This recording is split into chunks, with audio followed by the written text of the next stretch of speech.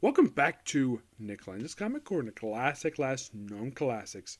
This is episode number 2565 and Doubleshot number 2459. Now, we have a brand new. Now, this character placed Defenders. Yep.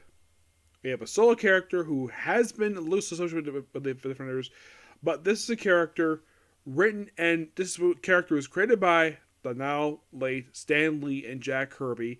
I have discussed this character thoroughly, but not this early stuff for him. Now, here's a little fun fact about this Marvel Masterworks book. The edge publishers that have written this book never read them before this book. Nope, never have. The reason why, some are thinking, why didn't they read this book issue before? We read like a lot of the other stuff we read before. Yes, it's just that the reason is because I never thought to read it. That's the honest truth of the matter. Yep. Yeah, that's the honest truth of the matter when it comes to this book. Yep.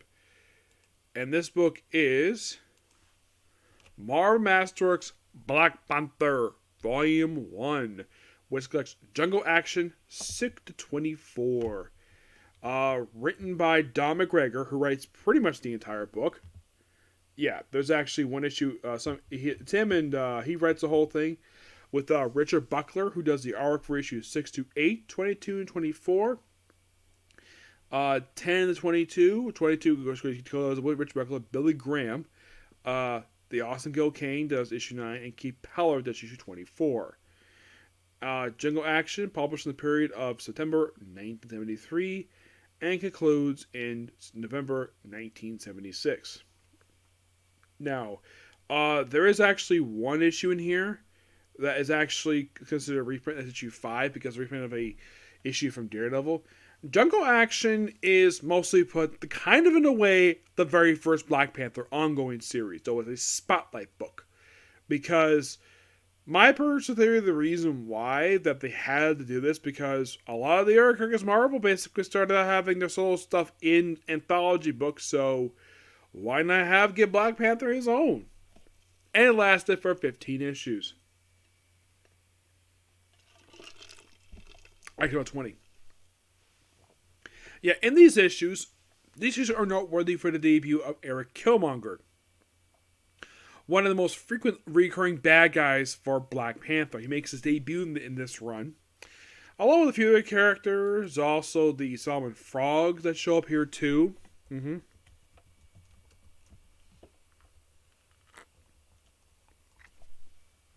Yeah, they first show up here first. Now, Black Panther stuff is this actually from the second volume for this series? Yep. There's even they had like 2 stories in particular. One to do with Eric Killmonger. There's also a debut of a character named Venom, not related to. He was actually the first one to debut here. He did before Eric Killmonger.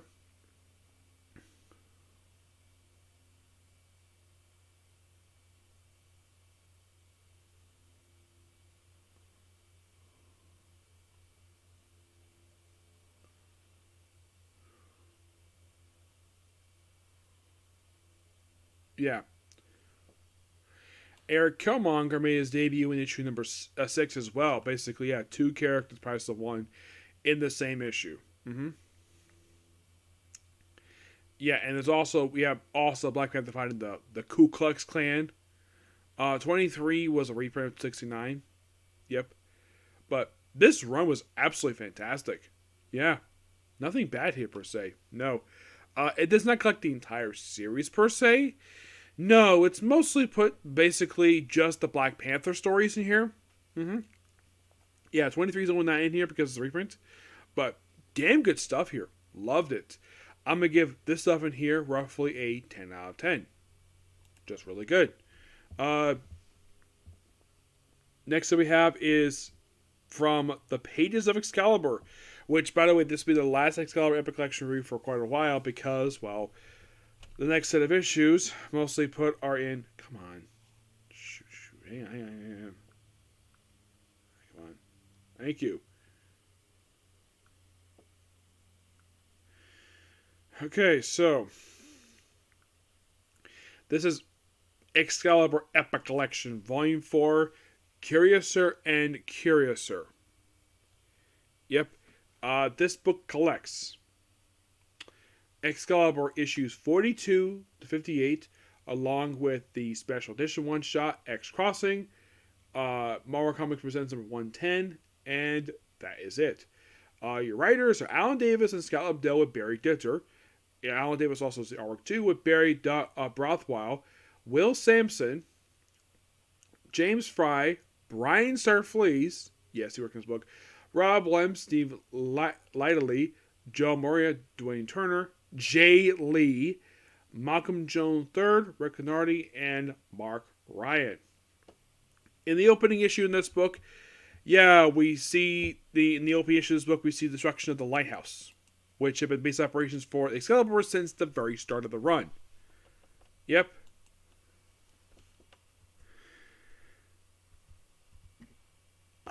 Excuse me, yes.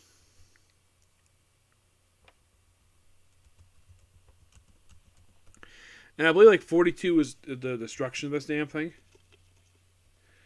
It's destroyed here. And it remains in ruins for a little while.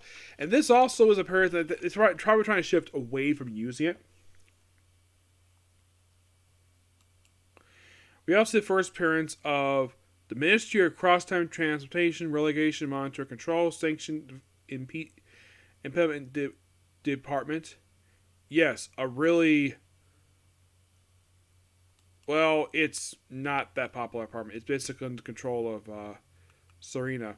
Yeah, and she actually, when she shows up in here, she's like, basically, she appears as Courtney, and then it's revealed she actually killed Courtney, Captain Britain's first girlfriend. Also, in these issues where Nightcrawler is, basically hanging around with Megan, which makes Captain Britain jealous. Yeah, makes him jealous.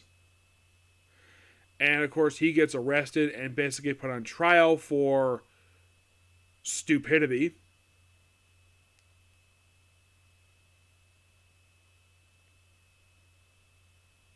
Yeah.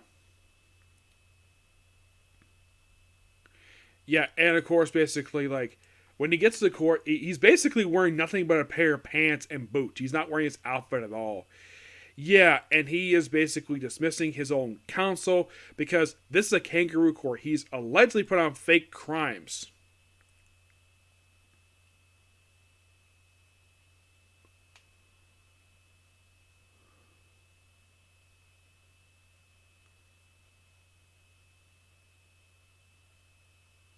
Okay, he said more out of code, and he considered this the whole thing complete bullcrap. So basically, he declares he does not accept the judgment of this court. He does not accept the court at all. And Brian's been very angry in these issues. At one point, he's later pardoned by Merlin. Well, Merlin's daughter. Yep. Cyrene. Yep, she's basically... And also, there's this character in this book named Di Thomas, who... frequently appears as a recurring character in this book. Yeah, he has been a recurring character in this book since issue 1.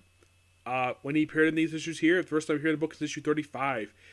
Because he was appearing in his own separate book, Knights of Pendragon, at the time. So, yeah, basically he came back in issue 40. He came back as a regular recurring character. Well, until issue 60. Yeah, basically, the last issue, basically the third to last issue of the book, that's also his, believe it or not, his penultimate appearance in this book. Because he does not appear again much after this. Not really. Excuse me, yeah. And there's also stuff with Micromax in here. Oh boy, the whole thing of Micromax. At one point in this book, Micromax tries to arrest, get this, Rachel Summers for theft. Oh, we caught you on camera. And Rex is like, no. You left at the world leave get away, idiot. And of course, Di Thomas comes in, and he gets into what is commonly referred to in adults as a dick measuring contest. Oh ho ho, I can overrule you. And he's blowing, and of course, Di Thomas looks like, yeah, get away from that. Yeah, good luck with that, and good luck making him a fool again. Yeah.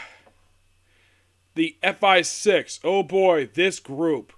This British agency who's only around for, like, just a few appearances. Yeah. And Micromax. Like, it's like basically this guy, he's written to be such a complete jerk when he first shows up. It's like, oh, he really wants Res Excalibur because they don't work for the British government. Yeah, he is like so trigger happy. Oh my freaking god, it's so freaking stupid. Yeah, it was so dumb.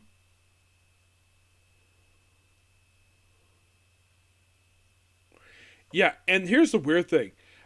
This group gets dissolved after a short period of time. Yeah, they're only around for a couple appearances. Yeah, that was until basically in issue 62 when FI6 was suspended. And reformed to RCX, the Resource Control Executive, which was something created well, back in the 80s. Yeah. Yeah, Micromax. Yes, he's an Alan Davis character, and issue 44 is his debut appearance. Yeah, and Alan Davis writes to me a complete jerk. There's also this guy called Icky Bolt. Oh boy, this guy. Yeah, he actually gets killed off in these issues. Oh yeah, he gets killed off here. He gets killed off in issue 49. He gets freaking vaporized. Mm-hmm. Yeah, there's also someone here whose appears as a recurring character named Alistair Stewart. Alistair Stewart is based upon Brigadier Alistair Gordon Lethbridge Stewart. Yeah, a works organization known as WHO. Yeah, they're a British government agency who works with Excalibur. Yep. If you're curious, what happened to the group? Well, they don't appear anymore. Not really. As a matter of fact, issue 55 was their last known appearance. Yeah. And the character of Alison Stewart, she gets killed off in issue 55. Yeah, get this, she got accused of leaking information to S.H.I.E.L.D., but it was outdated information anyway, so yeah, Nick Fury realizes though the whole thing of her being accused of treason was utter bullcrap, and it came to basically her grave. Yeah. Now, she, of course, unlike her brother, is not based upon a character from Doctor Who. Well, just the name is similar to that, but yeah, her brother is more in line with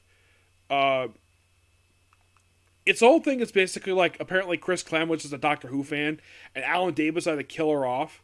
Now, also this character named Kalu, who's been part of the group since issue 2, yeah, he left the group after issue 55.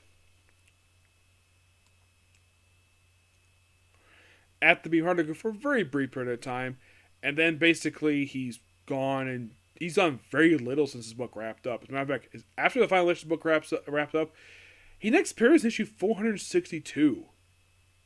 Yes, the House of M stuff. And he's been very sporadically in the last appeared in Knights of X number 5. But yeah, I still love the British stuff here. There's also a woman named Amelia Witherspoon, who's this, well, psychic who appeared in issue 44. That was her very first appearance. Apparently, she is based upon Dame Margaret Rutherford, who was in the show Bright Spirit, and she only appears in these issues in this book. Yep, because at 56, she's done. So, toward the end of the trade here, get this. The Bardock Manor is named the new base operations for Excalibur. Yep.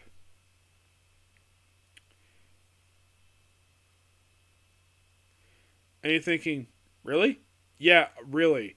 Betsy Braddock briefly shows in the book too, and basically issue 50, they make this new base operations for the group, this mansion, and it means their base for a little while. At some point, they say to stop using it.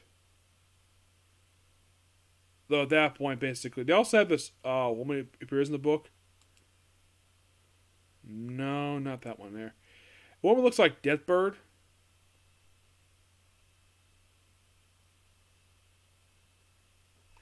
A woman who kind of is just basically supposed to be.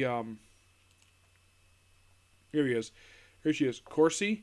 Yeah, she first appears in this book, and she kind of joins the group, like pretty much she joined. She first showed up in the book. Yeah, and she first appears in issue 44, same appears as Micromax. 46 actually. And she's here for a good period of time. Yes. Now, you probably think, hey, what about the special edition book? The X Crossing. It's with the X-Men to take on some Sentinels. Yep. Also, Hank becomes, basically becomes Gladiator Hank, and Miss Marvel becomes Morgan Le Fay. Yes, seriously, actually, Marvel Girl. Yep. And this is actually the book written by Scott Lobdell. And it's listed as special edition, it's called X Crossing. But that's the name of the story, but it's not the name of the book itself. But, yeah, really good stuff here. This is at one point in the book they briefly replace like all the main characters with animal variants themselves for like one issue. But you think, okay, what about the Mark Hunt Presents issue?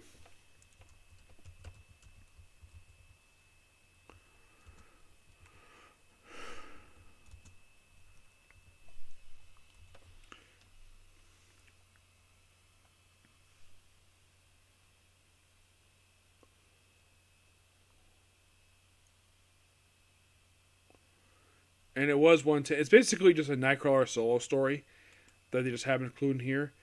And it's basically dealing with is basically Nightcrawler just take on Jack the Ripper for an issue. Yeah, and this issue is actually done by Barry Dutter. Yeah, that's one who does it. Yep.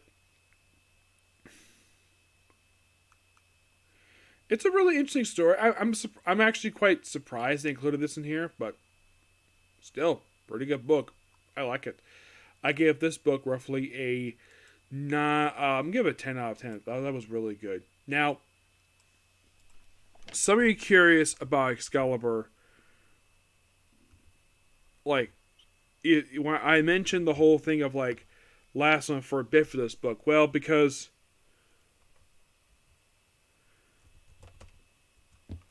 here's the thing that comes to this book.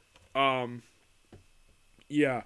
The book itself, there is no major, like, after 58, next Epic Collection will come out to, like, Volume 8, which skips to 59 to 104. There will be other issues I'm going to review. Don't worry about that.